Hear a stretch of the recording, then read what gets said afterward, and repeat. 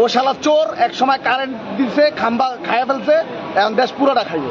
যদি পাইতাম এই অক্টেন তারেক রহমানরে খাওয়াইতাম। শালার পুর দাম বাড়াস নাকি? এটা তো তোর বাপে আর তোর অন্য কেউ আয় দিব না। দল ফালাইতে যায়, কৃষক কার্ড, ফ্যামিলি কার্ড, এই কার্ড সেই কার্ড। শালা একটা বুয়া বাটপার।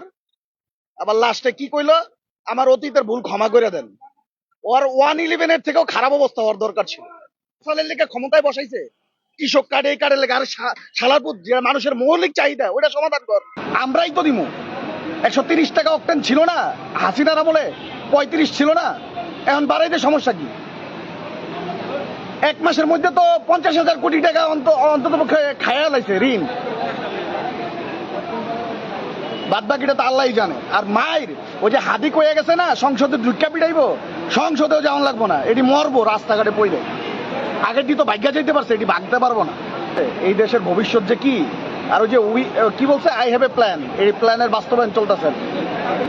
ও শালা চোর, এক সময় কারেন্ট দিছে, খাম্বা খাইয়া ফেলছে, এখন দেশ পুরোটা খাইবে। পাশে তো প্রধানমন্ত্রীর কার্যালয়, পাশে প্রধানমন্ত্রীর কার্যালয়ে তো সব ভিআইপি ঢুকতেছে।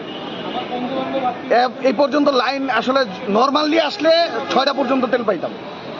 এত ভিআইপি যদি থাকে তাহলে নারায়ণগঞ্জ পাম্পে যে তেল নিয়ে আসবো ভিআইপিরা। আর লজ্জা শরম সরকারি লোকের ন্যূনতম নাই, বিশেষ করে তারেক রহমানের তো নাই। ওই যে দেখেন না, সংসদে বক্তব্য দিতে যাই ভুলভাল কয়, 8 পাস তো, এর বেশি মেয়েটা খাটে না তো তার।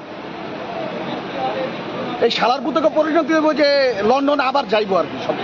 আর যে কিছু কমু, যদি পাইতাম এই অক্টেন তারেক রহমানরে খাওয়াইতাম।